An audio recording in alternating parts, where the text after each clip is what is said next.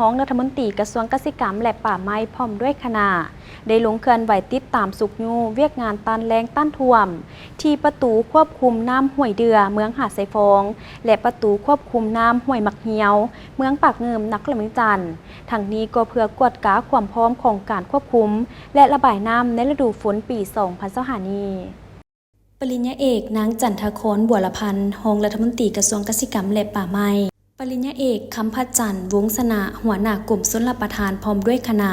ได้ลงเคลื่อนไหวติดตามสุกยูเวียกงานต้านแล้งต้านท่วมอยู่ที่ประตูควบคุมน้ำห้วยเดือเมืองหาดไซฟองและประตูควบคุมน้ำห้วยมักเหียวเมืองปากเงิมนครหลวงจันทร์เพื่อกวดก้าความพร้อมของการควบคุมและระบายน้ำในฤดูฝนปี 2025 นี้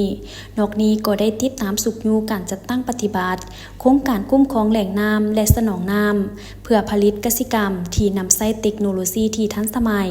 โดยทานซอยดงหุ่นผู้ต่างหน้ารัฐวิสาหกิจพัฒนาชุมชนชนบทหรือ KRC สาธารณรัฐเกาหลีประจำลาวได้ให้การต้อนรับซึ่งโครงการดังกล่าวได้รับทุนช่วยเหลือลาจากกระทรวงเกษตรกรรมอาหารและกิจการชนบทสาธารณรัฐเกาหลีในมูลค่า5 ล้านกว่าดอลลาร์สหรัฐมีระยะการจัดตั้งปฏิบัติโครงการ 48 เดือนเริ่มแต่ปี 2023 หา 2027 โครงการนี้มีเป้าหมายเพื่อพัฒนาระบบชลประทานให้สามารถสนองน้ำได้ทั้ง2ฤดูแล้งและฝนสามารถสนองน้ำให้เนื้อที่การผลิตกสิกรรม320 เฮกตาร์กว่าเอา3บ้านที่ได้รับผลประโยชน์จากโครงการคือบ้านหมักเหียวบ้านน้าวเหนือและบ้านนาซาเมืองปากเงิมนครหลวงจันทร์หน้าเวียกหลักของโครงการมีคือก่อสร้างสถานีจักสูบน้ำท่อส่งน้ำก่อสร้างอ่างพักน้ำก่อสร้างคลองชลประทานระบบการบริหารจัดการน้ำชลประทานแบบทันสมัยสร้างศูนย์ควบคุมบริหารจัดการน้ำชลประทานของโครงการติดตั้งระบบโซลาร์เซลล์เพื่อทดแทนการนำไส้ไฟฟ้า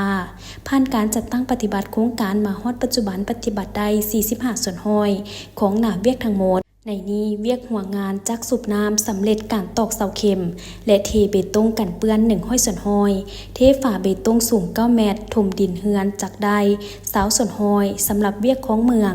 การถมดินของเมือง6 กิโลเมตรปฏิบัติสำเร็จ100 ส่วนห้อยเทเบตงของเมืองได้750 เมตรสำเร็จการจกอ่างผ่อน100 ส่วนห้อยยังแต่เวียกเทเบตงและการเสื่อมโถส่งน้ำสำเร็จ5 ส่วนห้อยคาดว่าจะให้สำเร็จ100 ส่วนห้อยตามแผนการที่วางไว้